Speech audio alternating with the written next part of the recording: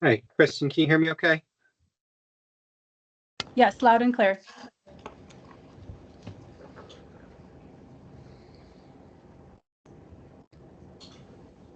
Good afternoon, Mr. Purdue.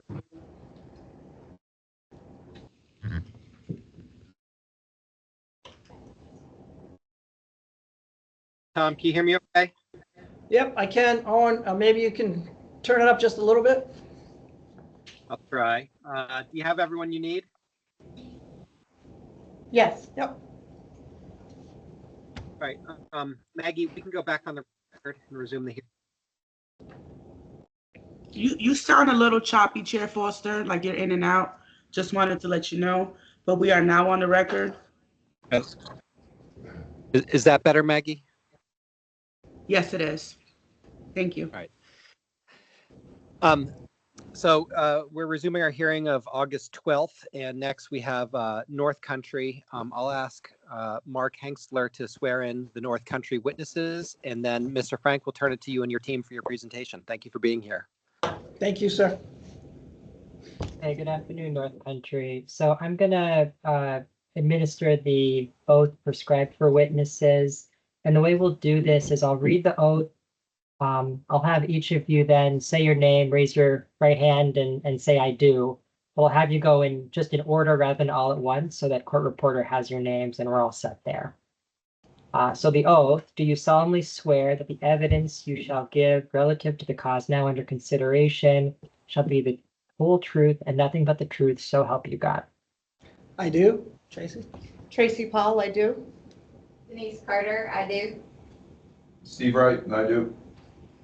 Greg Walker, I do.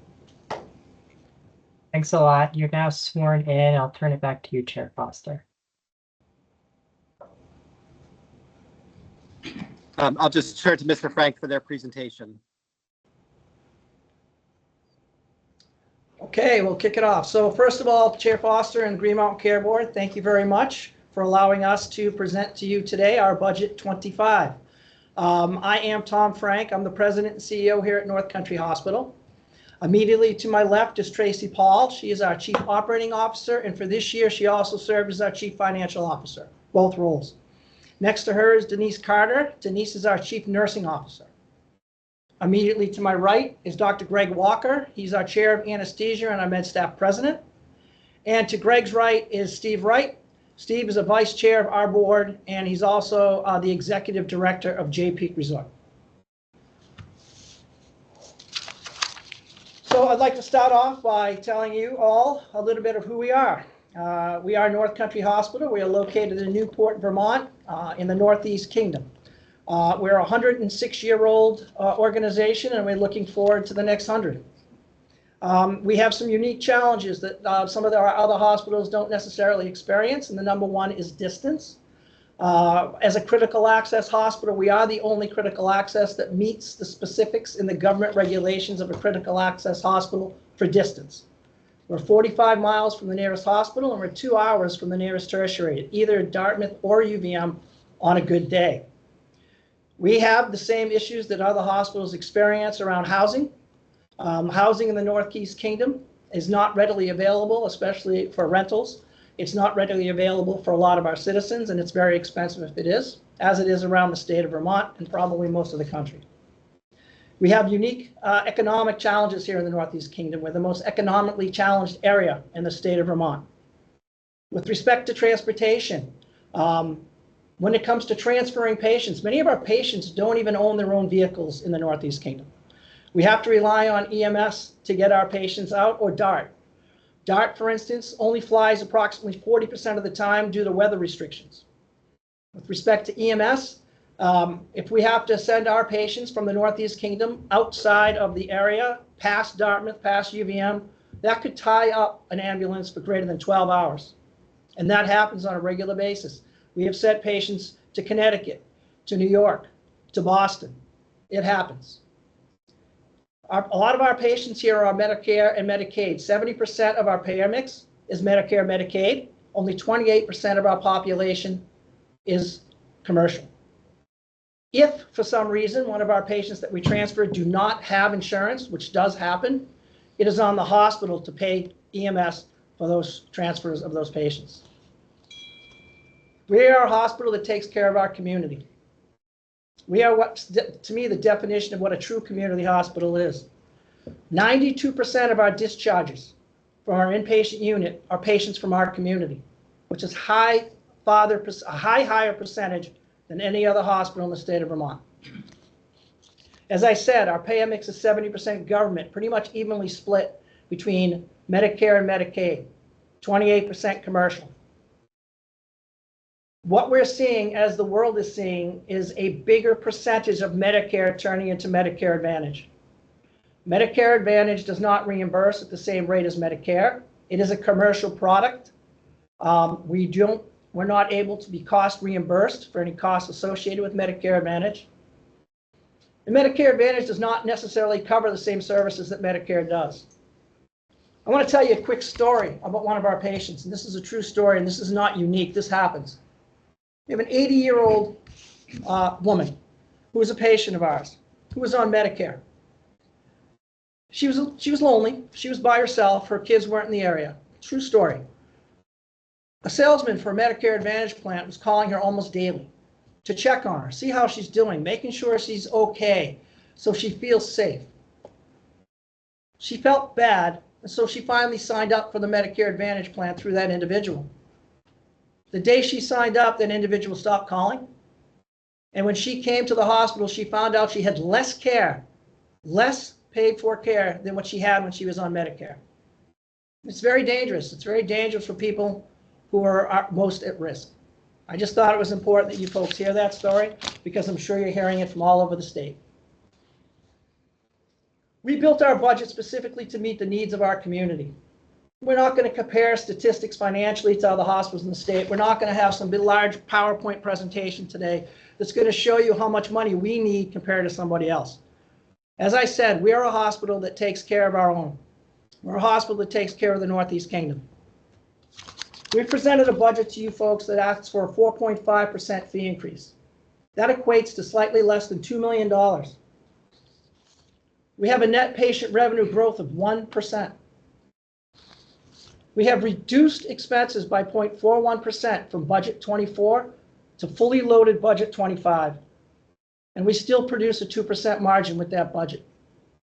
Again, that budget was built for this community, and it was made with some very difficult decisions in mind. And as we go through this presentation, you're going to hear some of those decisions. So as we discussed last year, well, I've been here 16 months now. And as we discussed at last year's presentation, we've come into a situation that requires a significant turnaround. Turnaround from a lot of areas. A turnaround from reputation, morale, from finances, on and on. Following COVID, we made a decision as an organization that we needed to change EMRs, and we went with Cerner Community Works. And to be honest with you, Cerner Community Works has devastated this organization. We've lost $10.8 million over the last 2 years, which I can directly attribute to the implementation or failed implementation of that product. But over the last year, we've really worked hard on certain pillars that we've created in order to turn our organization around so that we can continue to meet the needs of the Northeast Kingdom. Our first was morale, culture, and reputation. Our reputation had taken a significant hit in the community. Our morale was very low and our culture was failing. We've done a lot of work on that area, all three of those areas, to improve those numbers, because if you don't have a strong culture in this organization, we will not succeed. And so we've worked hard to do that. We've done a lot of different things to try to build that morale. First of all, a fully transparent senior team. No decisions are made in a vacuum. It's made amongst three players. It's made with the senior team, those decisions. It's made with our med staff, and it's made with the board. All three groups fully transparent to the organization and community, build trust back in leadership. We've recently taken an employee survey, and we hoped our scores would be a little higher than they are, but overall the scores weren't as bad as they could have been. Our highest score was, I have great pride in my job. Higher than national average, higher than it was 4 years ago, the last time a survey was taken. That to me indicates right there that we have pride in our organization. The lowest score, unfortunately, was pay. And we knew that was going to be the case. If you recall, last year, we only built in a 2% increase for our employees. And that increase occurred halfway through the year. So in reality, our staff last year only received a 1% increase. That's not sustainable when you have inflation that's running 3.5% or more. This year, we've built in a 4% increase for our staff. It's absolutely necessary that we're able to recruit and retain our staff. And the 4% hopefully will get us to where we need to be. Quality. When I arrived 16 months ago, our quality department was devastated. We had lost our quality director. We had one new associate or assistant director come on board. So we needed to put some energy, money into our quality because quality obviously is, as I've said before, is job one. We hired a young lady by the name of Julie Raffon. Julie Raffon is known throughout the state for her work with the Blueprint, one of the originators of the whole Blueprint system. She's worked for us historically, and her forte is quality. Once we get to Denise, she'll talk about some of the benchmarking we do with quality and who we benchmark against. Employer of choice. We were losing people left and right. We've stopped that loss. We've actually got people coming back to us. We have resumes for positions we haven't had in 2 years. So we're really doing much better on filling those positions. Denise will talk about the fact that we're fully staffed in many areas that had travelers not more than a year ago. Access to care. That's why we're here. We're a primary care focused organization with some specialty care. This year, we've been fortunate enough for the budget next year to be able to hire 3 new primary care physicians. One is a local gentleman who grew up in the community, who came back from the military and will be working out of our Southern Clinic in Barton. A second recruit who came from Southern New Hampshire, has relatives in the area. He too will be working out of Barton. And a third recruit who we just hired is fresh out of residency, and she's going to be working in Newport. We continue to invest in primary care because that's what we do. We provide 99% of the primary care in Orleans County. We do not have an FQHC that exists within Orleans County. Primary care. So when I arrived, or several years ago, 2 years ago to be exact, primary care was losing in the clinic itself about $4 million a year. A lot of that was attributable to Cerner. What we needed to do to make primary care function under the new EMR Cerner was outrageous with respect to staffing models, with efficiencies, with the number of patients that doctors could see. It was out of control. We made an investment this year and brought in Kaufman Hall. Kaufman Hall is a national consultant that's worked in the state many times, both at UVM and I worked with them in Rutland. They will help to provide us a guide to what we need to do to reduce that deficit, increase access, and increase the number of patients our providers see. Tracy Paul will get much more into the detail of that as our Chief Operating Officer, but I will tell you that loss went from $4 million 2 years ago, and in our budget next year, it's $1.5 million. Our physicians are now seeing 16 patients per day, up from what was 12 to 14 patients a day, and we're doing many other things from an efficiency perspective to improve that access. Financial discipline, one of the pillars, obviously a biggie. So the first thing we did when I got here is we eliminated 2 vice president positions. Gone. We put in place a soft freeze for all positions. Every single position in the organization, whether it's new or whether it's a replacement, has to come through the senior team with approval from their vice president. If a clinical position is approved, that position is posted immediately so that we don't lose out on access and taking care of our patients. If it's an administrative position that's approved, we lag that position for 3 months before we post it. By lagging it, we get financial improvement, but it also gives the opportunity to the leader in that area to see if they can create a system within that area where they might not require that position, and that's actually happened. Cerner. Cerner interoperability. We, when I arrived, have tried to work with Cerner to correct some of the issues that had existed since day one. They have been unwilling to work with us and partner with us on helping us turn this around.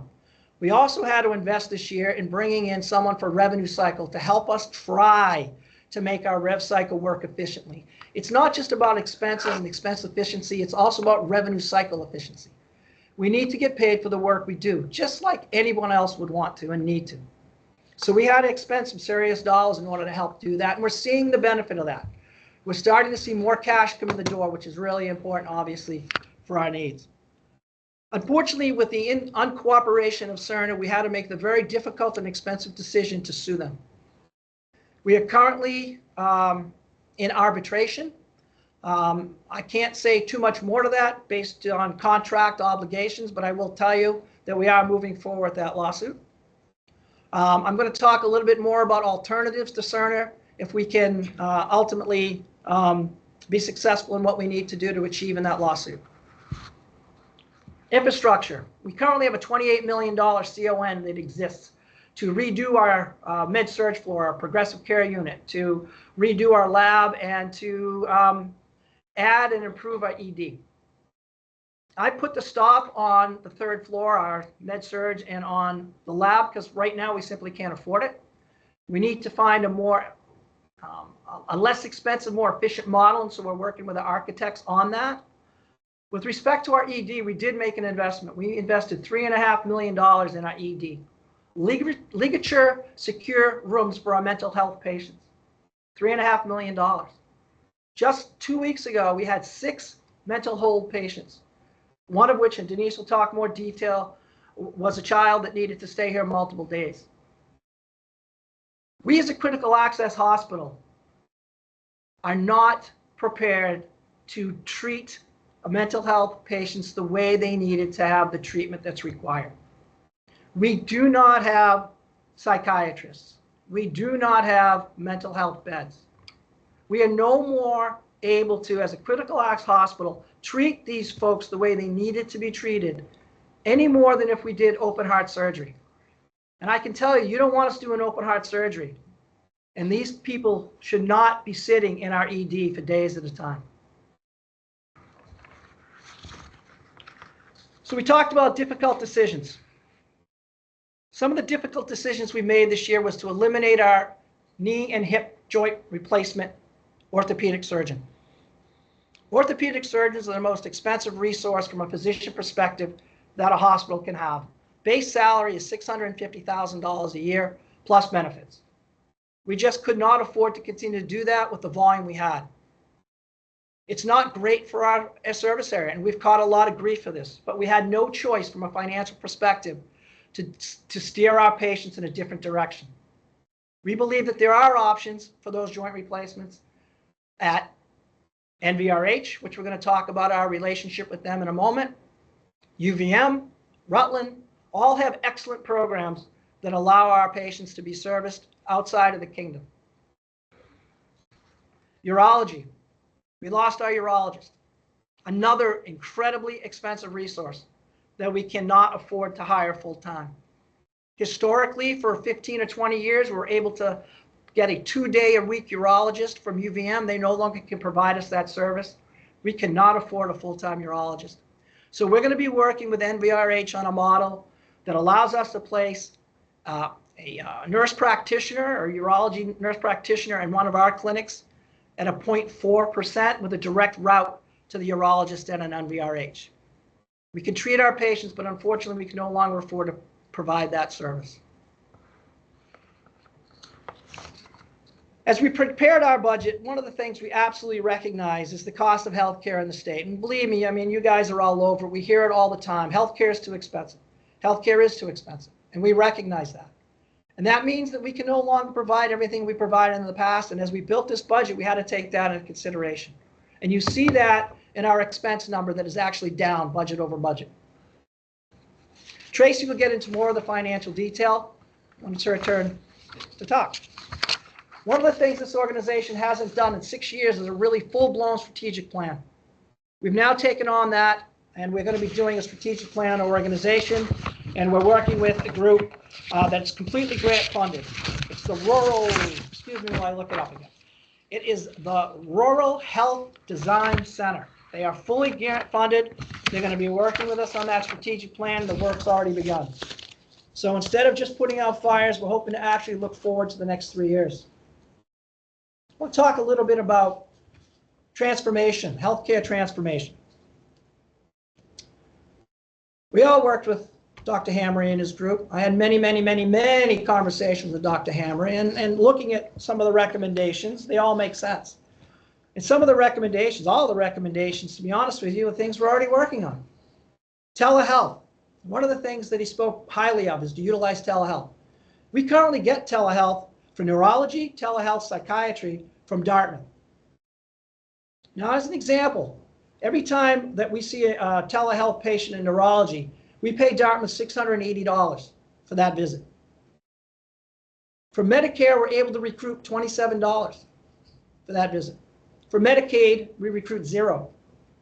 From commercial, $78. The only thing we can bill is what's called the Q code, which is the facility code. Dr. Merman, you probably know a lot about that. We spend $70,000 a quarter on telemedicine. It's the best thing for our patients. It's one of the decisions we made as a loss leader to continue to do. But as you can imagine, that's another financial burden placed on us that we have no opportunity to get reimbursed on. Primary care investment, I've already talked to you about primary care investment. On top of what I've already talked about, we made a decision here to hire a full-time psychiatric nurse practitioner to work with our primary care patients. Not to come into the hospital, not to come into the ED, but to work with our existing patients in primary care. So I want to talk about NBRH and what we're working on NBRH. This is something that's been in the works since April. Sean Tester, the CEO down at NBRH, and I are very much on the same page. What we're doing is we brought together in April our operations and finance people to sit down and begin to list out some of the things that we could work together on to create a Northeast Kingdom health service with 2 independent hospitals. Just last week, Tracy met with a counterpart at NVRH and began to sketch out what it looks like to work closer on cardiology, to work closer on orthopedics, to work closer on urology. How can we do that? Joint recruitment for a specialist. Those are what we could probably do if we could work with them on a joint recruitment. Our HR person also visited with NVRH recently, and we're working to create consistent processes and protocols so that when our patient comes here or a patient goes to NVRH, they're experiencing the same exact thing from a protocol and process perspective. Our boards are going to be getting together in the October timeframe as we continue to plan this out. Our expectation is we're going to see actual results from this and begin to put things into place no later than the beginning of fiscal year 25. We're already looking at educational opportunities. We offer Avant training, which is a de-escalation training where we're going to be bringing folks from NVRH up to participate in that training so that we're saving expenses. We're also looking at back office functions. We currently need a compliance officer in our organization. Can we work with NVRH on a compliance officer? If they need a CNO, can Denise do both North Country and NVRH? These are all things that are in the works. And I do anticipate that you're going to see some real action in the beginning of 25. Urgent care, another thing that was recommended to us. We do have our urgent care in downtown Newport. We did partner with the FQHC Northern Counties out of Essex County to work with us on that and to set it up. They're more of an expert than we are. We've seen great results from that. Our lower acuity patients are definitely utilizing the urgent care. Unfortunately, our ED volume has not decreased, but we're seeing higher acuity. And again, Denise can speak to that. Unfortunately, we also have, I'll be honest with you, too many of our Medicaid patients often use our ED as primary care. Regardless of access, regardless of availability of appointment, we have, NP dedicated to seeing same-day appointments. Oftentimes, we find that our ED is being utilized for primary care. It's something we work on. Unfortunately, when you talk about waste in the healthcare, there's a component of waste. Why is our ED being utilized for primary care? We continue to work that out. Joint replacements, we already talked about that. We made the decision to move away from hips and knees. I want to talk real quick about relationships with other hospitals. Although when we do our budget presentation, we're all siloed individuals, that doesn't necessarily mean we don't work closely with other hospitals in the state. We work very closely with UVM. We contract pathology services through UVM. We work with them on neonatology very closely. Pediatrics, the Pediatric Assessment Award that we won, the highest score in the state of Vermont. That was presented to us by UVM. Denise will talk about that. We have outpatient dialysis that comes from UVM. We provide the space, they provide the physician. In exploring Epic, we have the opportunity through something called Community Connection to get onto Epic through UVM. That doesn't mean that we're affiliated with UVM, doesn't mean we're any part of the network. It just gives us the opportunity to afford to potentially bring Epic into our hospital. So Sonny Epen, to his credit, is working very closely, his IT team is working very closely with ours on what it looks like to be able to do that. That'll be a huge benefit for our patients, as you can imagine. Dartmouth, talked about teleneurology. We talked about telepsychiatry. They also do some reads for us on cardiology and help us with that. We're part of the purchasing group NIA, all through Dartmouth. Our physicians here, depending on who it is, either has a great relationship with Dartmouth or a great relationship with the specialist at UVM. So we have the ability to cherry pick that, which is actually an advantage to our organization without being affiliated with either one. Ovation. You've heard about Copley and Northwest Medical Center and Brattleboro working together on this collaborate. So we've kicked the tires on the collaborate. We're not ready to jump in full speed. However, we are in the process of reviewing what it looks like to get supplies through them versus NIA. So there's another opportunity for us to turn over another stone and look for an opportunity to save us money in our organization. Denise is going to talk about other collaborations we have for trainings, etc. With that, I will turn it over to Denise, unless you folks have a specific question for me before we move on. All right, I'm Denise Carter, Chief Nursing Officer, and last year I was in the interim role, and I'm permanent this year. They decided to keep me around. So I'm going to continue with Tom's pillars, morale, culture, and reputation. This year we decided to join the Daisy Foundation. This is a meaningful award. It's a nationally recognized and respected award. We kicked it off in May during our Nurses Week celebration dinner. We wanted to do something for our nurses that would be community recognized, because nominations come from patients, visitors, and families, but we can also recognize their excellent and compassionate care. Our selection team meets in September, and we're going to choose our first recipient. I'm really excited about that. As Tom mentioned, we received the Pediatric Readiness Award this year. This is a state initiative for emergency departments across Vermont to improve pediatric care.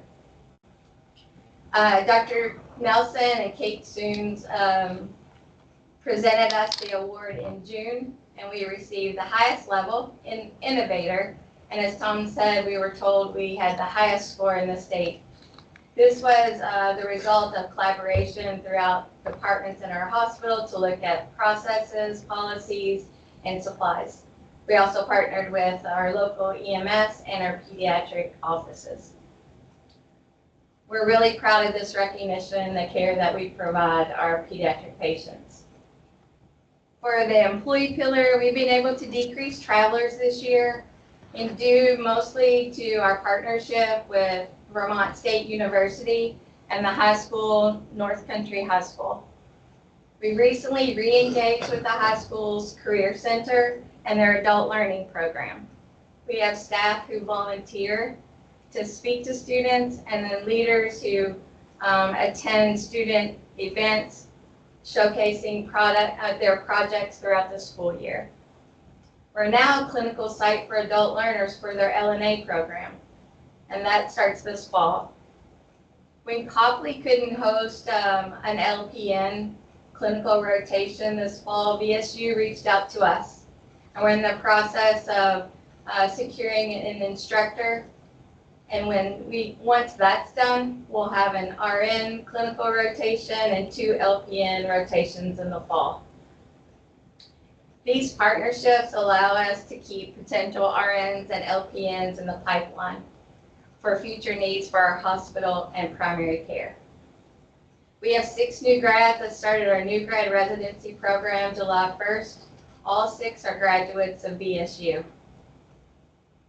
We continue to evaluate the need to fill every position, as Tom said.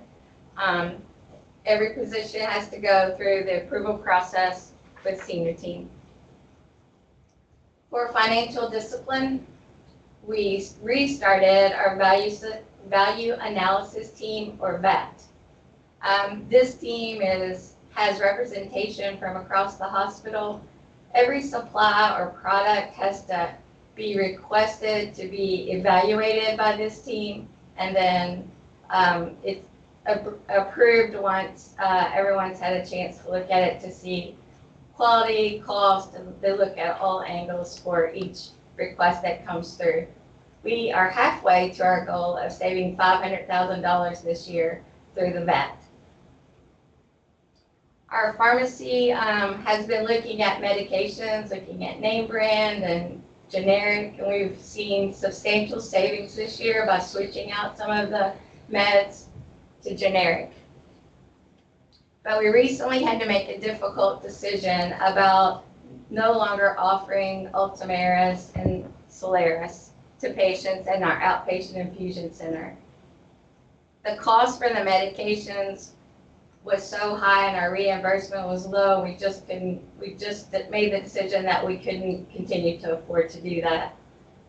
So our patients will now have to travel elsewhere in the state to receive this medication. Denise, I think the expense was in excess of 1.2 million. Yeah, the cost for the 2 medications for annual cost was $1.2 million. And so Ultomiris, for example, 1 dose is $106,000, but our reimbursement was $27,000. So we just can't continue to afford to provide that. Under quality, Tom already talked about our ED renovation. This is a project that started last October.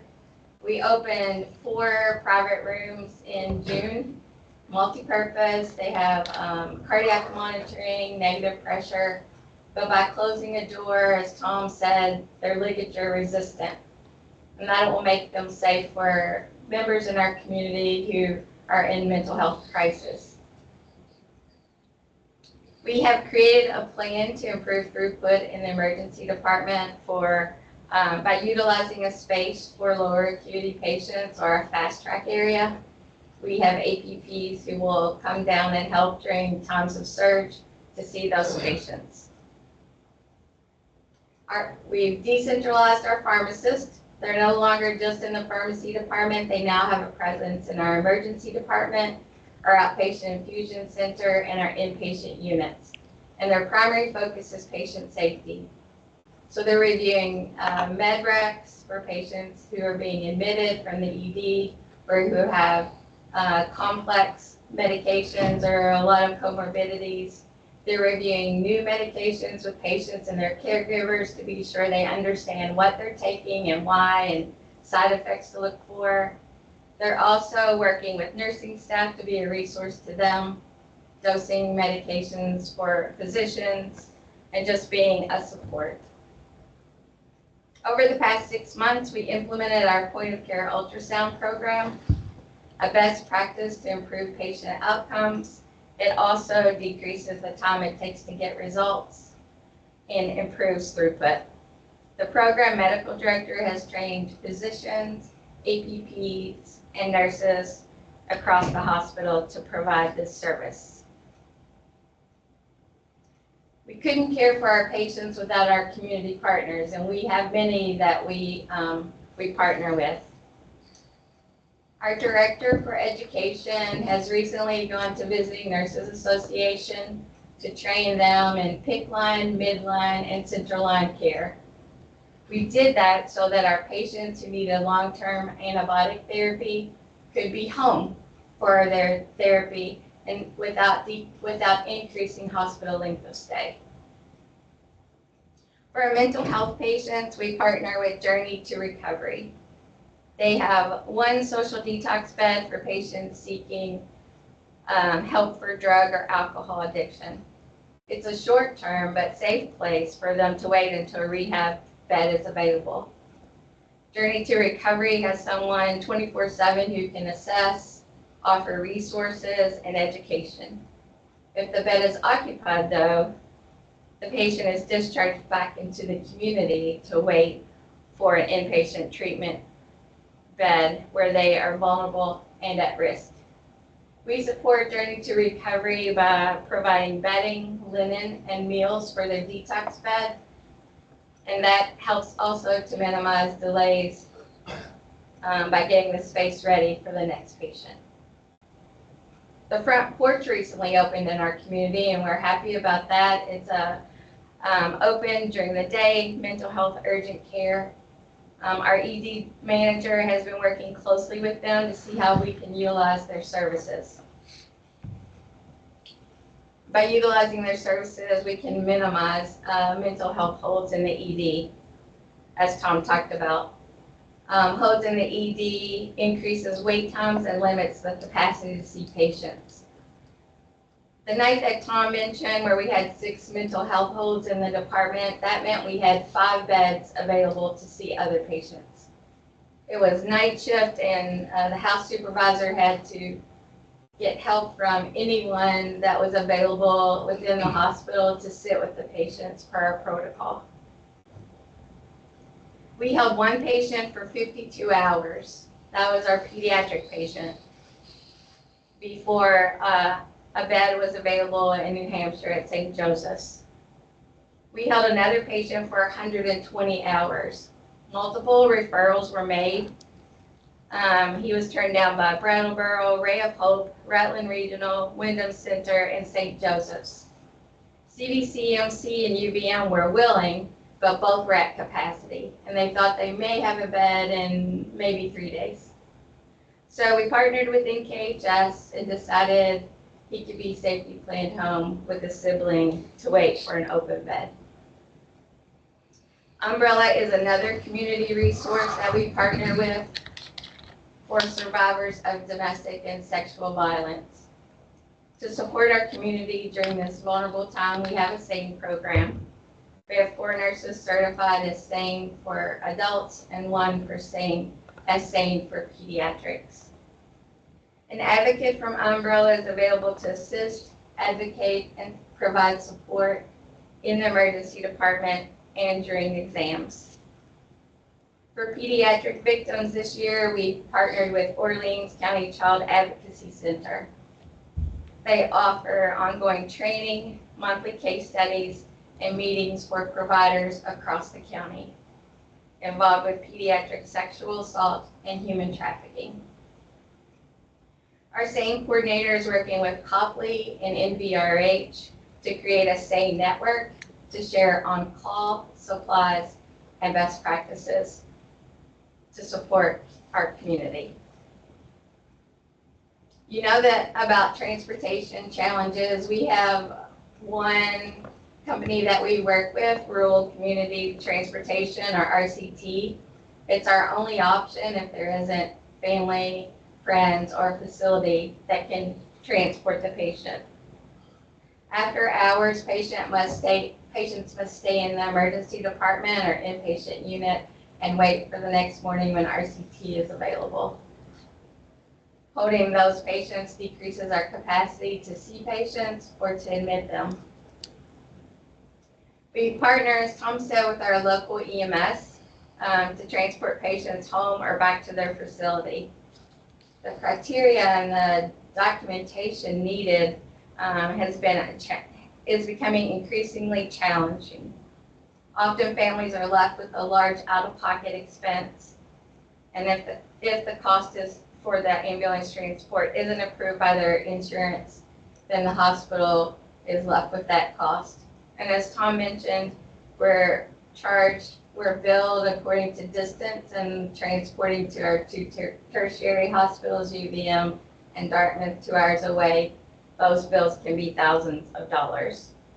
Providers and staff spend hours on the phone to transfer acute or critically ill patients out of the ED or our inpatient unit.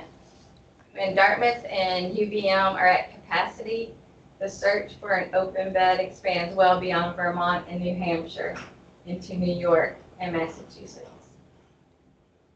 We also depend on community resources to care for our youngest patients. One resource is Department for Children and Families.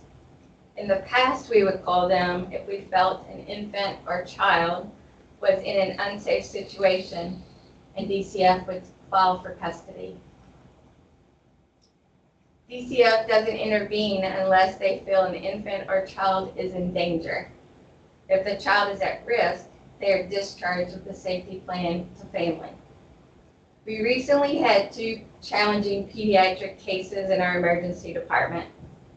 The first was a toddler in a car on the side of the road, strapped into their car seat, but not to the car of the vehicle. Mom was slumped over the steering wheel, unresponsive. A pedestrian called 911. Mom was arrested, and the child brought to the ED for evaluation. DCF was called. They said the child wasn't in danger, so they recommended we reach out to the dad. After hours of nursing staff making calls to locate him, he finally responded and picked up his child.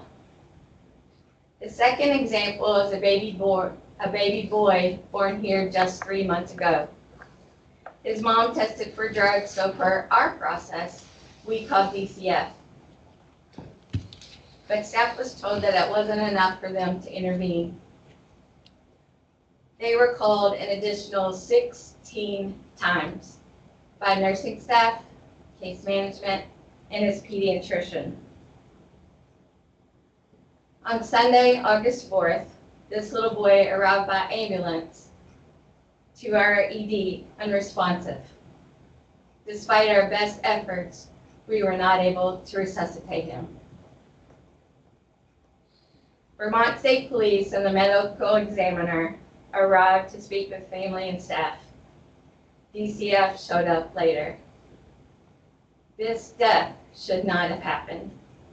Our system failed this baby. Tom and I have requested a meeting with the Deputy Commissioner for DCF to discuss this and what we can do to prevent another tragedy like this from happening to our community. I'm going to turn it over to Tracy Paul now, our Chief Operating Officer. Good afternoon, everyone. I don't even know how to follow that, but I'm Tracy Paul, the Chief Operating Officer here at North Country Hospital. We made a decision to delay the recruitment for the CFO to help reduce expenses. So I've worked extensively on this budget and we'll be presenting the financial piece today. I said last year that it would be my last budget presentation, but I've learned to say never, so here I am again, and maybe this will be the last, we'll see. So for this fiscal year, in regards to this fiscal year, we submitted our projection of coming in at about a $400,000 loss. And as you know, you've seen the numbers, that's a lot smaller than what we've had for the last couple of years. We continue to struggle with our collections, as Tom noted, and he talked about, a lot of the efforts that we've done to work on that. Our new CFO, because we did hire a CFO in April, has extensive experience with the revenue cycle and is making recommendations to further improve that area. Unfortunately, we recently completed a mid-year cost report, which is something we do, and it shows a potential payback to Medicare, a large amount of money. We are updating those cost report projections right now as we speak, and we'll have a better idea when that's completed of how that's going to affect our year end. We're also looking at prior year cost reports for reimbursement opportunities, looking under every stone and every pear to see if we can have any financial gain. The outcome of this work is really going to affect how our year end is and turns out to be. Cost-based reimbursement through Medicare has its advantages and disadvantages, and what I just spoke to is one of the disadvantages. Because we've decreased our costs so much and done the same amount of work or more, we end up losing reimbursement. It's the conflicting nature of the cost-based reimbursement. So that's affecting our how we're going to end our fiscal year this year. But if we go on to budget 2025 for next year, there were 3 major benchmarks put forth in the budget guidance. The net patient revenue growth couldn't exceed 3.5%. And as Tom said, our NPR was 1%. our operating margin needed to be positive. We put in a 2% operating margin this year, and the commercial rate couldn't be any more than 3.4%. Due to our large percent of government payers, which you've heard a few times already today, we had to submit a budget request of 4.5% on hospital charges. The total net dollars from the 4.5% on gross revenue are $2.6 million. $1.5 million of that comes from the commercial payers and 1.1 from the other payers. Again, as Tom had said, we're 70% Medicaid and Medicare and 28% commercial. That really affects what kind of net revenue that we get from each percent of rate increase. The rate increases on Medicaid gains no net for us the way we're reimbursed, and we only gain net for outpatient through traditional Medicare. Medicare Advantage has doubled since last year and doesn't yield any more net for us when we increase our rates. Because of this reimbursement structure, we have to ask for the larger rate increase than what was recommended. What goes into that rate increase? First, we look at expenses from budget 24 to budget 25. In our case, we've achieved a substantial decrease on our base expenses. I use base meaning before we've applied inflation because I want to talk about that separately. Before we applied the inflation to our budget, we decreased our expenses by $2.2 million. How did we do this? I can tell you it hasn't been easy. Last time we had this meeting, like Tom talked about, we've made hard decisions to increase our financial position. We've instilled financial discipline throughout our organization, and we are working on our culture to recruit new employees and retain the ones we have. We've worked with our leadership and the rest of our employees to let them know how serious our financial situation has been. This is part of the transparency that Tom has talked about. They've gotten the message loud and clear, and they've responded. What expenses have we decreased? The largest amount of savings has been in the salaries. Salary and benefit costs are 62% of our expenses, so it's the logical place to focus. We have decreased our salary budget by $1.6 million from budget to budget. What have we done? There's been a reduction in the number of the specialty providers. Again, Tom has mentioned this, but I'll mention it again. We have one less orthopedic surgeon, and we no longer have a urologist, or I had to give our nurse practitioner in cardiology her notice, which was a very difficult conversation. Many departments have reduced staff through attrition. As part of the financial discipline, as we talked about, we look at every position. We have some pretty heated conversations in the senior team about the addition or replacement of positions. We lag positions. Our leaders are gotten to the point where they look for other ways to get the job done without automatically looking for a replacement, which is a huge win. There's a lot of collaboration between departments when sharing staffing, short-term or long-term. This saves money, and it creates a great cross-training opportunity within our departments. Some of the other things we've done in the salary and FTE areas is we've combined some roles. One example, we eliminated an FTE by having our ED educator and our ED director be the same individual. We were lucky to find that individual. We haven't filled several vacant positions, and the departments have learned to work without them. We also had filled positions previously staffed by RNs with LPNs and MAs when we deemed that appropriate.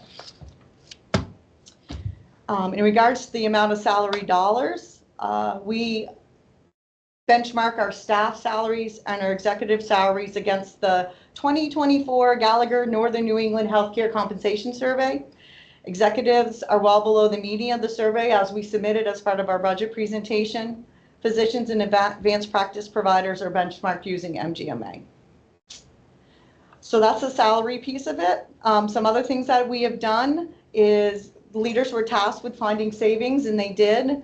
As Denise had referred to, we got a large amount of pharmaceutical savings from converting brand names to generics, about $500,000.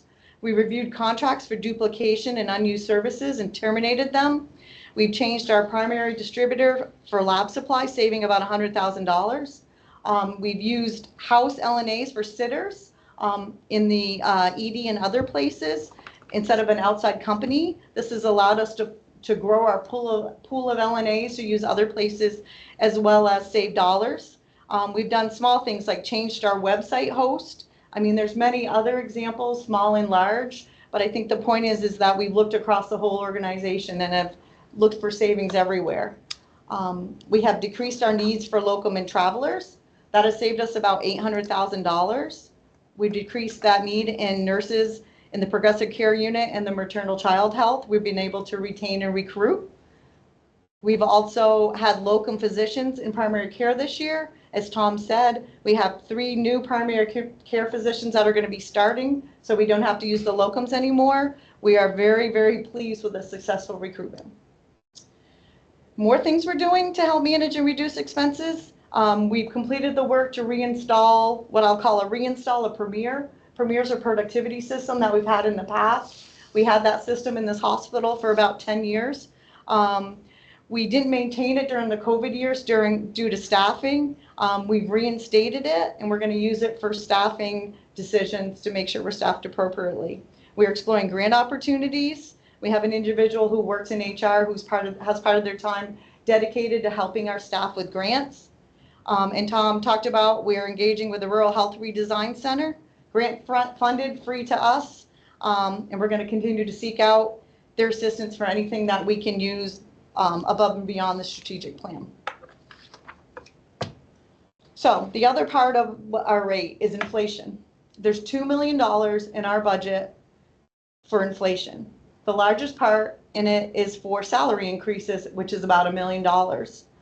Like Tom had mentioned, last year we submitted a break-even budget, and the best thing we could do is put in a 2% mid-year rate increase that equal to about 1% for our employees. We had to do better this year. We can't keep locum costs down and not pay our employees better. This budget contains a 4% mid-year rate increase with market adjustments. It's what we need to do for our staff. There's external salary pressures coming from everywhere, which I'm sure you're hearing from everybody. The other largest piece in our inflation is our 5% increase on medical and pharmaceutical supplies. That amounts to about $500,000. We looked at the Vizient data, which says that they project about almost 4% increase next year. So we feel like the 5% is reasonable on those supplies. Our umbrella and liability insurance is projected to increase 13.5% next year, or $200,000. That estimate came directly from our insurance provider. They basically said it would go from between 12 and 15, and we did right smack in the middle of 13.5%.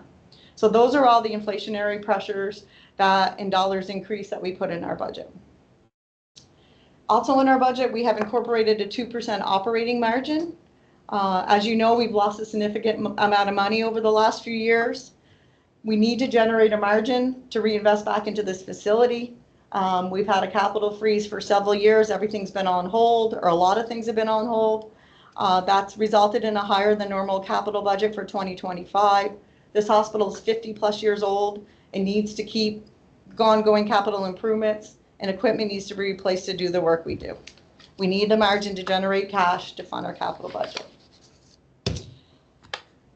So next, but we have been able to increase access in some areas without adding expenses within the hospital. So I'm proud to report out on that. You've heard clearly that we're the only game in town, and going elsewhere is not easy for our community. We have increased access in our primary care clinics. We brought Kaufman Hall in and saw that we needed to increase the number of patients seen per day. This has taken a lot of hard work by our providers and our staff in primary care. We met with the providers to identify the barriers of why they weren't be able to meet the standards of benchmarks of 16 that we wanted to see. No shows was a huge reason for that. They would start their days with a full schedule, and the schedule would fall apart, midway through.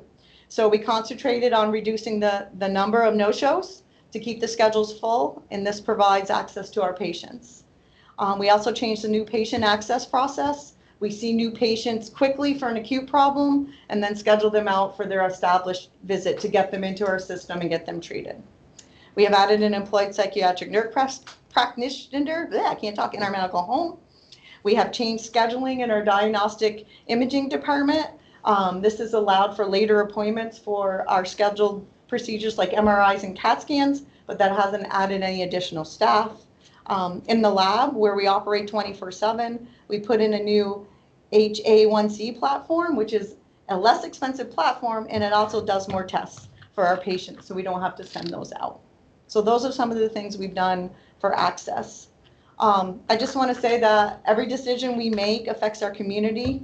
Every service we can't continue means our patients have to travel, and every job we don't replace equals one less job for someone to have. We don't take this work lightly. I'd like to turn this now over to Dr. Walker, our medical staff president, and he'll continue our presentation. Thank you. My name is Greg Walker. I'm med staff president, medical director of the OR, and chair of the anesthesia department. I've been here for just shy of 100 years. I grew up actually down the road. When my folks moved here in '76, this hospital was just opening up. I used to hit golf balls off in the open fields where all the medical villages now. I used to occasionally slice golf balls off the hospital window. I never broke any though. Anyways, I went to Pleasant High School here, went to UVM, went to UVM Medical School, went to Pittsburgh, Pennsylvania for all my training. Well, not all, I went to Rochester, New York for some of my fellowship. But came back here in 1995 and here I am.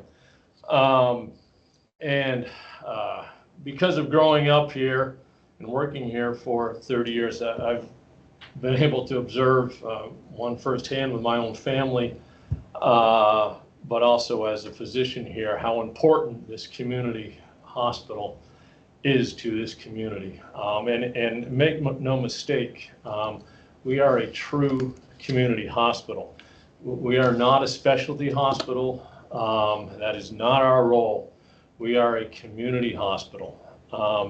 And as Tom said, you know, we take care of our own here because we have to. Unfortunately, the folks up here, as you're very well aware of, it sounds like a broken record, but do not have the resources to just get up and go somewhere. According to Vermont Digger a year ago, you know, we have the lowest car ownership of any place in the state, and a lot of those cars aren't going to pass inspection. They're driving around with uninspected cars. You know, if you have a heart attack, we take care of you here. If you have a pediatric emergency here, we take care of you here. If you have a bowel obstruction, we take care of you here. If you need your appendix out, your gallbladder out, you have an ectopic pregnancy, you want to have a baby, we do that stuff here. We don't do a lot of fancy stuff. We do the stuff of a true community hospital. We really don't have very much specialists. We have Mike Hayes coming back as a cardiologist in about a month. That's it. We have a few nephrologists that help out from UVM with our dialysis unit, but you know, it's our primary care docs, our ER docs, which are fantastic, our hospitalists, which are fantastic, our general surgeons, our one orthopedic surgeon, our OBGYN guys. We take care of it all, and because of the fact that we don't have any specialists, every one of our docs punches way above his weight, and because we have to. Because of the nature of where healthcare is in the state of Vermont, we just can't ship our patients to a tertiary on a whim. We have to take care of them here, and so we do have, and we're finding the patients are, like you hear from every place, the patients are sicker. They require a lot more care, and we're taking care of these patients with less. You know, trying to have the staff here is difficult. We do less and less. I mean, one of the reasons this place survives is we do the same amount as a lot of other places with less people, and we've been doing that for years. Unfortunately, with the way the staffing thing has evolved, we have less people even, and it really makes it difficult to keep on our mission. But we have a dedicated group of people working at this hospital, and we keep figuring out a way to do it. Fortunately, we have an administration that's in place now, realizes that, and is incredibly supportive of us. The survey that Tom mentioned, the highest scores actually came from the physicians. Tom didn't mention that, but the hospital, for the most part, the docs here feel very, very supported, and you know, we couldn't do that if we didn't feel supported, because a lot is asked of our physicians here and of all the staff. So I just, I'll just somewhat wrap it up saying, I'm not sure how many of you actually made it up here to see us in action and stuff, but we really are a true community hospital. And this place, our community, I don't know what they would do if we weren't here. Mr. Wright. Thank you, Greg. First of all, my name is Steve Wright. I'm the president, general manager of Jay-Peak Ski Resort. I've been there for a little more than 20 years, and I've been involved with running ski resort operations in the state of Vermont for more than 30 years. I've been on the board as the vice chair here for several years, and before I make my two small points here, on behalf of the board, our board chair, Louise Bonvecchio, I want to thank Tom and not only his senior team, the folks in this room, the senior team outside of it, but every single human being that works at this hospital, because as you've heard, here this afternoon, this notion of cutting and reduction and softening and elimination does not just happen at the senior level. They guide the process here at the hospital, but everybody has been involved with making those numbers happen. When we start to talk about changing web hosts in order to save $11 a month, or switching out coffee grounds or coffee cups in the commissary in order to save the bottom right-hand corner, you know that everybody is coordinated, everybody is on the same team. Usually the best part about the budget process, for me, I've been doing ski resort budgets for 30 years. The best part about it is the fact that there's only one a year. That brings a lot of joy that we only have to go through this process once, and I have great empathy for y'all on this side of the TV having to go through this multiple times here.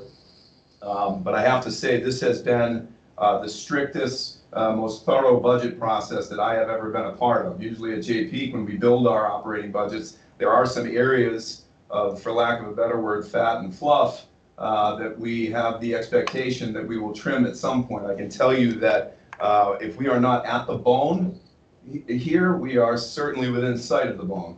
And this notion of cutting, like I said, reducing and eliminating, from my perspective up at the mountain and the 2,000 people that I either directly or indirectly manage there, part of being able to attract new talent into this region, and as Jay-Peak is one of the highest taxpayers in the region, part of the ability to bring people on board and to keep them on board is not only a hospital in the region that is close by, but a functioning hospital, a hospital that they feel can serve their needs and that ultimately they in turn can be proud of.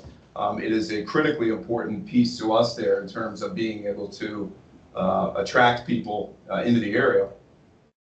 But this notion of labor here specifically at the hospital, as I said prior, everybody has been involved in this reduce, cut, and eliminate process. And the reason that we have been successful with that is because we have an engaged team here, a smart team here that has pulled together, understood the mission, and moved forward through it. That will only happen for as long as they continue to feel appreciated and acknowledged. And the way to not do that is to give them a dollar when inflation is suggesting that everything else costs $3 more. That is not a way to go forward. We cannot continue to keep the staff engaged at a level that we need them to in order to make smart operational decisions. I know that you understand that. I know that you will hear that from other folks, but as the folks in this room have mentioned before, given where we are, given who we are, that need to keep staff here, keep the best staff that we have here, and welcome new staff onto the team is critically important. And I appreciate the fact that you have patiently sat back and listened to us, and I'm sure that you have questions going forward. Thank you, Steve. I'll turn it back over to you folks for questions. Thank you. Tom, can you hear me okay? Just want to make sure I'm Yes, having sir. some issues with audio today. That was very moving and informative, and I really appreciate that presentation very, very much. So thank you for the work you put in to make it such a strong presentation. I'll turn to Member Lunge for any questions she may have, but thank you all. Thank you, everyone. And I wanted to just start by saying thank you for your diligence on the expense side. I think what you've managed to accomplish is really impressive. So I wanted to just out of the gate say, you know, appreciate that and appreciate all that you've done to really drill down and look at your budget. I did have a few follow-up questions. Some of my questions actually were answered in your presentation. But one of the things I wanted to ask you about was the shift in primary care from locums to staff. Again, kudos in terms of reducing that. How would you say that has also impacted your primary care in terms of that shift from locums to staff? You want me to give it a shot, or you want to Yeah, take go it? ahead. So I'll start off. So we had a situation in our Barton clinic where sort of the perfect storm several years ago where we lost 2 long-term physicians. One, not our doing. Either one wasn't our doing. One left to join sort of a concierge practice, and one left to become a hospitalist and since has left our organization. So we were in disarray, let's say, in Barton. So by hiring these 2 new physicians to replace locum, you know, and we had a very good locum, don't get me wrong, she was excellent, but she wasn't long-term, right? She wasn't invested, however you want to describe it. And so I think for the staff, for our patients, for the community, obviously it's a huge improvement. You know, I heard from patients about the lack of our physicians. Where are they? Why can't we get them? You know, shifting from one to the other. You know, when those physicians left, one in particular, he left behind 2,000 plus patients that we had to reassign. That's a lot of people. And, you know, and Barton, you know, as part of the Northeast Kingdom is a very, you know, economically challenged area. So to be able to bring back physicians and that's huge. I mean, there's no other way to describe it. Trace, I don't know if there's anything you want to add to that. No, I think you covered it. I mean, there was the staff there were having a hard time. I mean, having new locums come in feels very unsettling to them, unsettling for them for their positions even. And we of course didn't want to lose any staff. So, you know, being able to say we're recruiting and be able to say we had these successes really went a long way for the morale there and kind of stabilizing that staff and kind of cementing them in place. Just hold on with us for a little bit more. And we were able to, you know, make that happen. You know, and one other comment on that too is what our staff was experiencing, which I think is very common since COVID. And I don't know what's happened to people, but they were being verbally abused. You know, when, you know, your physician leaves and you're giving them to a locum or to an APP and you're moving them multiple times, you know, people's fuses are short. And our staff was having to really put up with a lot of stuff that was so inappropriate. So to be able to have physicians there that are long-term, I think will, you know, it'll alleviate a lot of hopefully that issue. Would you expect maybe this improved relationship in Barton to have any impact on your ED wait time, your ED utilization? I think there's a very strong possibility that could happen. As I said earlier, you know, our Medicaid population will often use our ED as primary care. So Sure. as we build additional access and they have a physician that they become, you know, sort of a partner with, yeah, I do think it will, to be honest with you. We haven't accounted for that in any of our numbers because it's too soon to try to do that. But when you think about it, it does make sense. You know, if I can comment on please. that. Unfortunately, Robin, one of the things we battle with patients utilizing the ER for primary care, it's a cultural thing that has been done for generations, and a large percentage of these folks that are using it for primary care. And no matter how much access you give to an office, this is just their culture. And it's trying to change that culture. which is very, very difficult. Sure. Yeah. Which gets back to waste in healthcare. Yep, that makes sense. In terms of your 4.5 rate increase, that the 4.5 is on charges, right? Right. Yeah, okay. Just wanting to make sure I'm understanding because there are a couple of discrepancies, so just trying to understand. And in your narrative, you indicated you weren't going to apply that to the medical group. So my assumption is that'll be inpatient and outpatient only? Correct. Okay, great. That's correct. Because we're on a fee schedule for Right. our positions in the outpatient role. That makes sense. Right. I was sort of guessing that, but it's always good to actually understand that the guess is accurate. We appreciate the question. Yeah, and thank you for expanding on the relationship with NVRH. That was one of the follow-up questions I was going to ask, is to expand on that, but I feel like you've covered that in a lot of detail, so I appreciate that. I was noticing in your wait times data that you submitted that for the most part your wait times are pretty good, with psych and cardiology, of course, being challenging. I assume, can you connect that back to some of the changes that you talked about today a little bit, and what you would expect in those two particular areas in terms of access? Yeah, absolutely. So the prior cardiologist that we did have was working basically every other week. So like a half-time cardiologist. So therefore, that's where you're going to see those big wait times. Dr. Sure. Hayes, who's starting in the middle of September, will be here full-time. So that will automatically help drive down those wait times. So that's what we're doing there. Psych is a different, kind of a different animal. We do have that full-time NP, but that's the wait times that you've seen. So, there's no plan in the budget right now to necessarily alleviate that unless we can somehow, So we have no plans to hire a psychiatrist. Right. Yeah. A, it's a very difficult recruitment. B, if you really get down to the nitty gritty, it's definitely a loss leader from a revenue expense perspective. The world hasn't woken up to the fact that psychiatry and mental health needs to be treated like any other disease and reimbursed the same way. Thank you. In your presentation, you talked about your telehealth contract with Dartmouth, and you provided us with a per patient visit amount. What I wanted to ask is how you came to that. We heard from an earlier hospital that their contract with Dartmouth was a flat fee.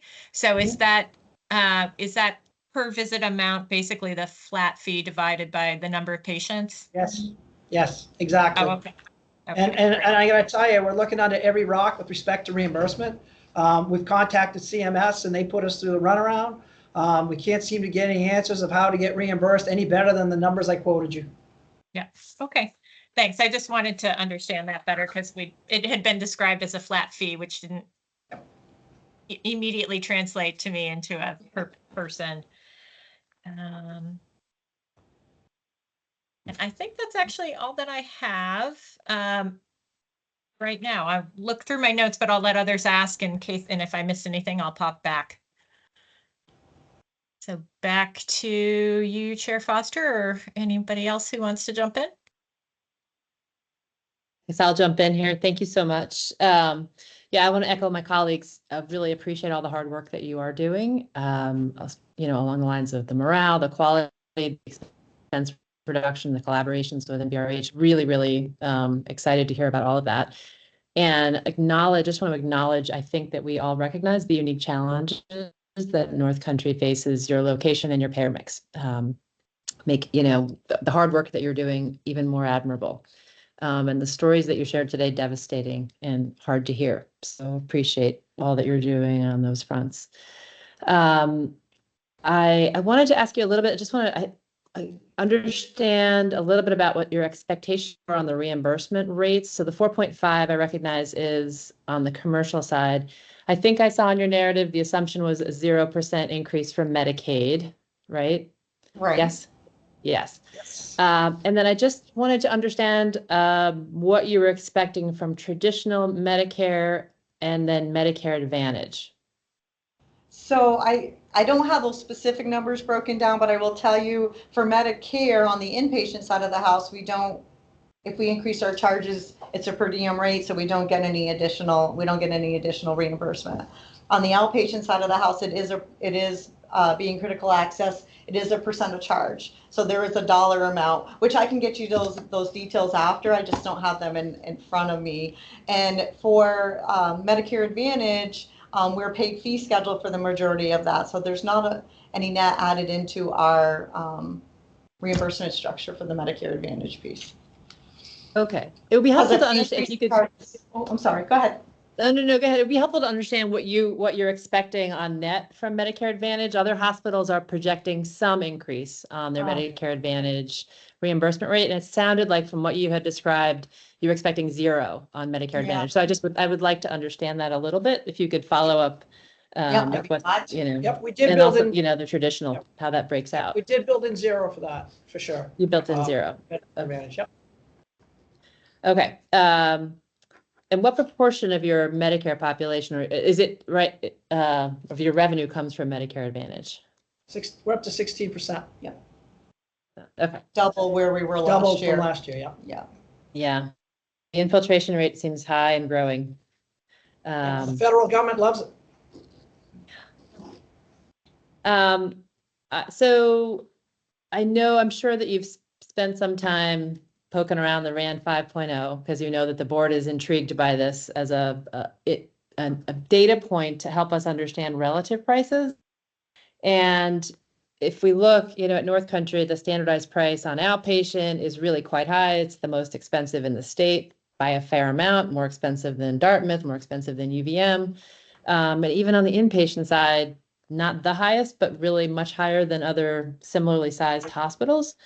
And I'm just wondering if you could help us interpret that, help the public interpret that, what's driving the relatively high standardized prices on both inpatient and outpatient? Well, I think it has a lot to do with our payer mix. Yeah. There's only so many opportunities for us to generate any additional revenue over and above what we would usually get. Medicaid has expanded, which is great. I mean, it's great that people have insurance. It's great we have Medicaid, but your own data last year shows that for every Medicaid patient we see, we lose money. Medicare breaks even. And the little bit of commercial is what generates the overage on revenue. We only have so many places that we can put the fee increases on, to be honest with you. 25% of our organization, we can't put any fee increase on. So when we say 4.5, it's really 4 that we're applying. So that does have to do it. I know you asked that you made a similar statement last year about our charges are high. And of course, charges don't necessarily relate to reimbursement. And I'm just wondering, have you ever done the calculation, for example, for this year, for fiscal year 25, if Medicaid increased their rate or the reimbursement by 1%, any sense of how that might drop your commercial rate ask? We have not, but we can certainly do that. I mean, if Medicaid, with our high population, Medicaid was to increase 1%, I think we'd throw a party. Yeah, well, that's what I would love to know what that dollar amount is, and I think you should. We can calculate that, absolutely. And then we'll invite you to the party. Yeah, definitely. Yeah, thank you.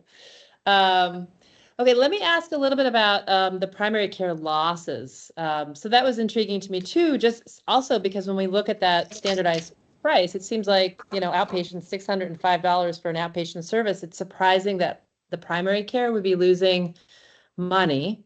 I think you described it was $4 million a year. Now it's 1.5. So congratulations. That's a big turnaround on primary care. I'm wondering, do you have a sense of how many patient visits per day would allow the primary care practice to break even? Like you went from 12 to 14 per day now to 16 per day. How many patients per day would a provider have to see to break even in that practice? So let's start off with that whole conversation about primary care. So, if you're a private primary care physician or APP, let's just say, you get credit for all the ancillaries, right? So the labs, diagnostic imaging, that would all be credited to your clinic. In a hospital-based model, all of the ancillary revenue that is assigned goes to the hospital and is not in the clinic. So it'd be very rare for any primary care clinic to quote unquote break even from just seeing E&M codes. Right. Now, we do get a very high reimbursement for visits in primary care because our rural health designation allows us to get that reimbursement. What happened for us to go so far in the negative, it goes right back to Cerner. Prior to Cerner coming on board, our physicians were seeing, when I left the organization 4 years ago and went to Rutland, we were seeing 20 plus patients a day. Okay? With the implementation of Cerner, that number dropped dramatically because of the difficulty in using the EMR in the system. On top of that, in order for the system to function appropriately for our providers to see the patients, we had to hire more staff. We became very inefficient. Tracy mentioned the no-shows. With Athena, it would pop up North Country Hospital when you got your text or a phone call reminding you of your appointment. With Cerner, when you have an appointment coming up, that phone call that you might get could be from Colorado, California, Arizona. Now, I don't know about you, but when I see an Arizona number come up, I don't answer it. So that was contributing mightily to our no-shows. So we've had to put bodies, physical paid bodies, to help with that process in a call center. And we haven't been as efficient as we could be. We are just really figuring out how to utilize Cerner from an efficiency perspective to be able to see the 16. It's not a very pretty story, but it's very fact-based. Yeah, no, I believe you and I appreciate your honesty there. Are you, I know you can't talk about it, but are you optimistic about a settlement that will alleviate some of those $10 million of losses from Cerner? I'm optimistic that we chose the right attorney, Quinn Emanuel. They're a national law firm. They have offices in Boston. They actually are representing the VA in a $1 billion lawsuit against Cerner. So I'm confident that we have the right attorneys. Okay. As you're describing all that you've had to do to get Cerner to increase efficiency and the throughput of patients, but you also talked about potentially working with UVM to move to Epic. Is there a timeline on that? And what is the impact on productivity, implementation costs in terms of maybe not necessarily dollar costs, but provider, onboarding costs and those sorts of things? Can you talk a little bit about that?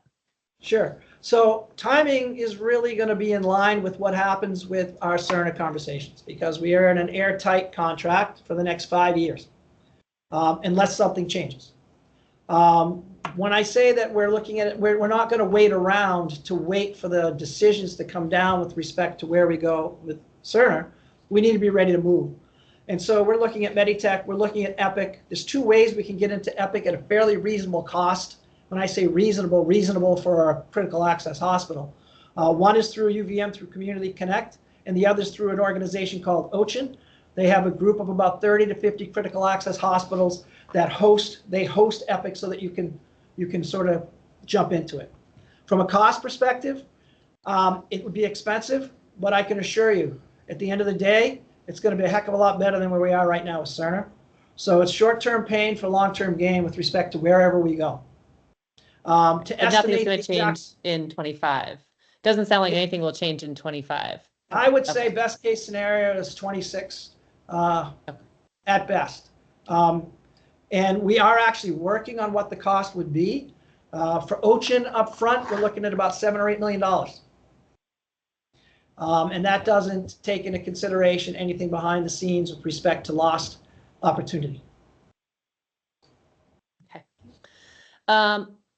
My next question, actually, I mean, the transportation challenges that you described, not only the cost to the folks at the hospital trying to spend hours arranging transportation, to being liable for transportation costs that are incurred that the patient doesn't have insurance to cover, to the costs that patients are facing. I'm wondering, have you considered investing in your own transportation services, expanding that to defray some of the impact to your community and frankly to your bottom line? So recently, no. Historically, yes. And so I led that initiative to look at what it would cost us from the purchase of, let's say, some sort of not necessarily an ambulance, but something for just standard transportation. And then you have the liability issues, and then you have getting people to actually have the Class 2 license that you need to drive it. It was not what I would say was a win financially, but it can be something we again look at. But I got to be honest with you, we just haven't taken that on right now. We've taken a lot on the last 16 months, and we're just not ready to go looking at providing our own transportation. Yeah, it just seems like given all your collaboration efforts with NVRH, the transportation between the two sites is going to become even more important. And it seemed like that cost benefit analysis might weigh in favor of the benefits, but I appreciate all that's on your plate so far. So Now, I will say that we have dollars. We do a lot of different fundraising activities, golf tournaments, et cetera. We raise money for a community fund. And for people who do have transportation, we do give gas cards so that they do have the ability at least to offset that cost. So we definitely do that. okay. A couple more questions. Can you just tell me how many staffed beds you now have? What you're staffing for? 25. You're staffing for 25? 25 total, yeah. Okay, and then what is your average daily census? For 24. Lately, for 24, our average daily census is 14 for on our inpatient unit, PCU. Okay, so you staff for 25, but on average there's only 14. We staff the census, but we have. We have the No, say that again. capability. Sorry, maybe I'm not hearing correctly. Sorry, I may So not we be staff hearing with accurately. 14. Okay, we don't Oh, have you 6 nurses on for 2 patients. We staff for 25, so we have the capability to see 25, but we only have the appropriate amount of staff if it's a census of 14. Does that make sense? Okay. Yes, that made sense. Sorry, it might have been me not hearing correctly too. Thank you. And then my last question is just how has the closure of the Newport Healthcare Center affected North Country in terms of custodial patients, in terms of being able to discharge to nursing homes? Is there anything that you've noticed particularly about that closure, how it's impacted North Denise, Country? that's on you. Last year, we really struggled with having long-term care patients waiting for facility placement. But our case managers have been more proactive. We've been working with families to be sure that they're applying for Medicare, Medicaid, if it's appropriate, long-term care insurance. We've also started making sure that when a patient is admitted to our inpatient unit, there's information there. There's a QR code where families can look at the facilities that are available in the community where we can transfer patients to. We're trying to have those conversations earlier. So last year there was a lot of desperation and families were just dropping their family members off. We haven't experienced that as much lately, now that we're trying to be more proactive and have those conversations sooner. Great. Okay. Thank you so much. I appreciate it. Back to you, Chair Foster. Thank you. Any other board member questions? I don't have any questions, but I'd just like to thank the team for presenting to us. I feel like I've learned a lot last year when you presented and this. Seeing what you're dealing with and how you're dealing with it, I find personally kind of inspirational. You're dealing with a chaotic situation that is unfolded around you. And what I'm interested in, and I think the other board members are interested in, are how we can make some smoother transitions with our healthcare system so that we're not other areas of the state aren't faced with some of the difficulties that you're reporting. And I found the stories that you're sharing very moving, and the dedication to the area with people growing up there and moving back, all of it just inspiring. And I want to thank you for the work you're doing. Thank you very much. Thank you. I did have one quick follow-up from a question that I missed, but I think it'll be fairly quick. So I know that you resubmitted some information last week. I wanted to make sure I understood what the updates were so that if I that I didn't miss anything. I just didn't want to miss anything in the update. So I think in your workbook submission, you updated some of the other operating expense lines, and that was the major change there. And then in the other part of the submission, I think it was the productivity, clinical productivity that was updated. Was there anything that I missed there that I should make sure I go back and take a look at? Yeah, no, so for the first part you mentioned, that was just changing a bucket. The Yeah. controller found out, so none of the bottom line numbers changed. It was just a bucket change where the locum expense was. And then the productivity schedule, I misread saying if we needed to do it or not. So that was just the first time I had submitted it. So it wasn't a change, it was just an original submission. So, Great. yes. Thank you. Mhm. Hey, this is Dave Merman. I've got a couple questions. Thanks. I apologize for not getting up there for your community meeting in July. I heard that you had a very active community meeting, and I would have liked to have been there. So I would like to make a trip up to North Country at some point and see what things are like there. We would love to host you. We have a very active community. It sounds like it. That's great. I have a few questions and a comment. Most of them have been answered. One, there was a discussion of RAND pricing, and I just wanted to clarify that my understanding of RAND pricing is the data comes from the prices that are paid by the insurers, not the charges. So I think that's one thing that's sort of important to keep in mind, because it gets rid of that charge, discount off charge relationship, and it looks at the actual, what they're referring to as the price as opposed to the charge. Okay. You mentioned the rural health designation increases reimbursement for primary care. Is that only for Medicare? Medicaid also. Yeah, and Medicaid. And Medicaid. Okay. I believe, what is $33 a visit? It's more than that now. We've done I got a comment on that. We've done an amazing job to make sure that we're not leaving any dollars on the table with respect to the rural health. When Coppin Hall came in, they said it was, we had optimized it as high or higher than any other primary care they had seen. So it's the only way we can be sustainable is when we do that. That's great. So I think I have the most updated version of the workbook from us, and there's some things in here that look a little strange that I would just like for you to check and see if this doesn't make sense to you. I have budgeted FY24 Medicaid inpatient revenue is 172,000, and it rises to 561,000, which seems like a really low number to me. I have Medicare traditional going down from 24 budget to 25 budget by about 50% for inpatient care, with Medicare Advantage going up by about,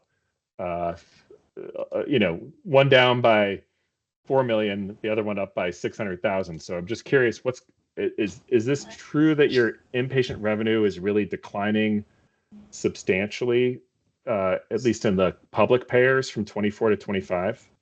So I don't have that detail in front of me. I'm Okay. afraid I can't speak. I'll be glad to speak to it offline or, with any questions you have. I will tell you that our inpatient revenue has declined. We have actually seen a decrease in our inpatient, and we've seen a decrease in our swing beds, a pretty substantial one from budget 24. So I don't know if they jive with the numbers you're talking about, but I'd have to look, and I have to make sure that you're looking at the rate decompensation, whatever, that schedule. Yep. So I have to make sure that you have the most recent one, because we've had to make changes to that. That was a little complicated. I'll be glad to go back to it and answer your questions on those. I just don't have it in front of me and able to answer that detail on the fly, I'm afraid. I'm sorry. Okay. Yeah, maybe I'll write up some questions. Yeah, that would be great if you could do that. Yeah.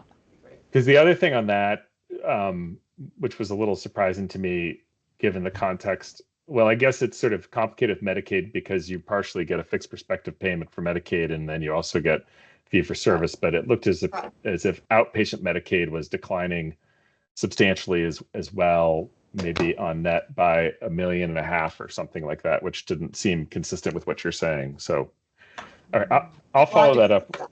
Yes. Yeah, and then the last question I had was on telehealth. So My understanding, somewhat with telehealth, is would you say that telehealth allows you to deliver care to more complex patients at North Country? Denise? I think it does. I mean, the teleneuro, because we don't have a neurologist on staff, and our neurology volume is steadily increasing. They, they assess the patient and they make recommendations in the emergency department. The physicians then write the orders and carry those out. So I do feel like they see our sickest, some of our sickest patients, those here with mental health changes, neuro changes, stroke, all those things. Okay. So it's mostly or entirely psychiatry and neurology? Yes. Okay. So I guess my question is, does that allow you to then bill more complex codes, which would increase the facility fee by having those specialists available to sort of offset the telehealth expense? Not from what, I mean, like Tom said, we've called CMS, we've talked to Dartmouth because that's what our telemedicine is through, to try to understand what we should be charging, and we haven't charged more because of more complex patients. So let me see if I understand exactly what you're saying, Dr. Merman. Are you saying that, based on our ability to work with them, we might be able to have more downstream revenue by, utilizing diagnostic imaging or what have you, that we might not have without their recommendations? Is that what you're saying? Yeah, like billing higher facility level. fees associated with more complex DRGs. No. No, I don't think so. And we're trying to figure it out. And we've talked to other hospitals, and I think they're struggling as well on how to bill for exactly what you're saying. As opposed to the professional side, yeah. Okay. Yeah, we're not. It's Q codes. It's facility code only that we're able to bill. And all we know is that it's one charge, and it's not based on acuity. No one seems to have the answer. Right. Maybe I can Right. contact CVMC and see what they do. Yeah, you should. Well, I'll tell you, because I work at CVMC in the emergency department there. They use UVM's teleneuro, but I don't know if they, in the ED, if they charge a professional charge to the UVM teleneuro. I kind of doubt they do, but as an ED provider, it's a huge resource to be able to have a teleneurologist to help you with complex stroke management, especially TPA decisions. And we have no plans to stop that service. So, all right. Well, thanks a lot. Thank you. Just a couple small, quick questions. Do you know what percentage of your costs for Medicaid patients are?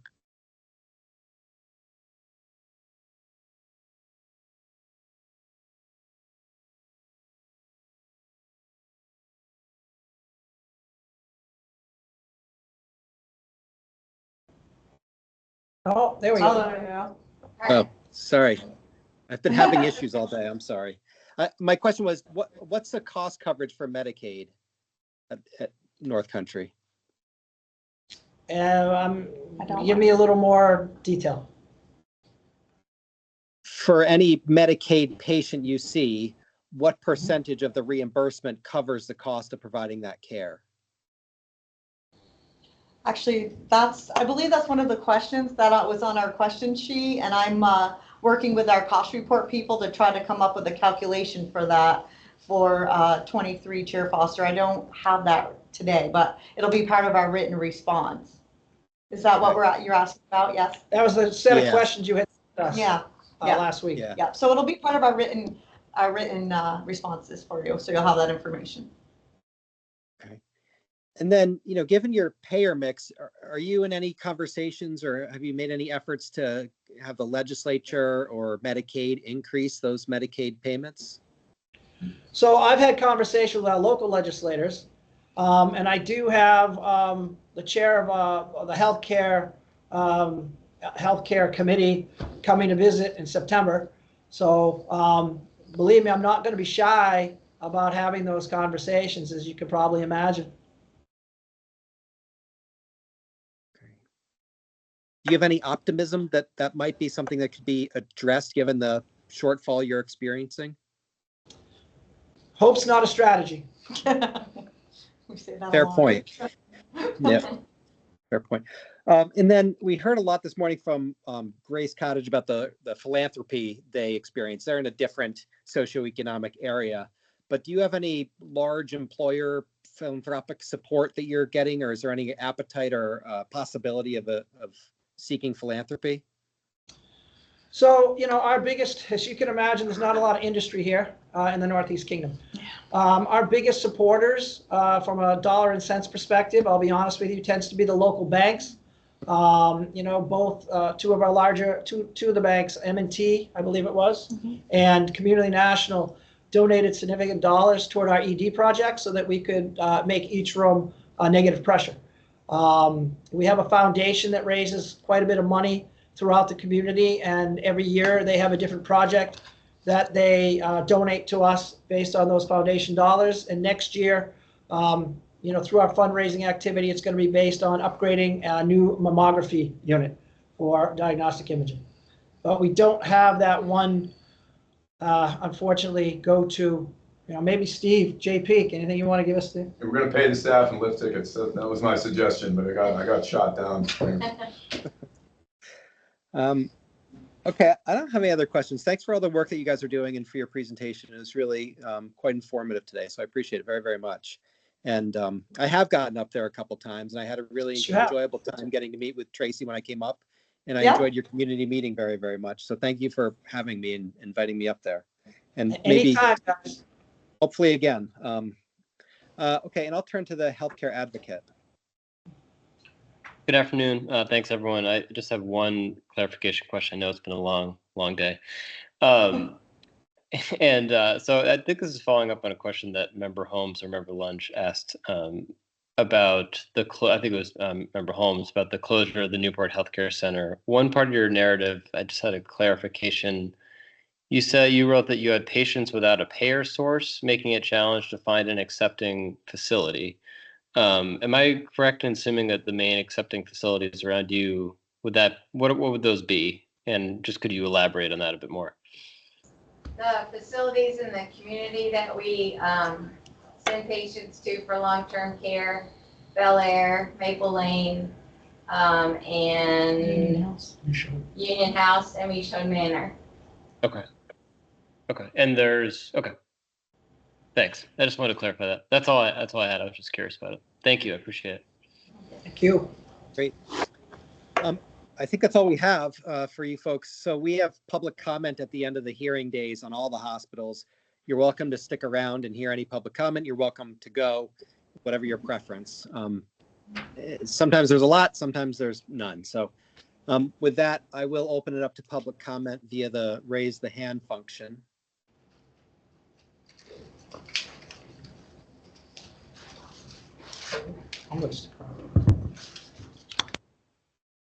All right, seeing none, I will move and ask the board if there's any old or new business for the board. And I will move that we adjourn. Second. All in favor, say aye. Aye. Aye. Thank you, everyone. Thank you, Maggie. Thank you, Newport, Grace, and Gifford. And we appreciate everyone's work today. Have a good day. Have a good day, everyone. Bye-bye.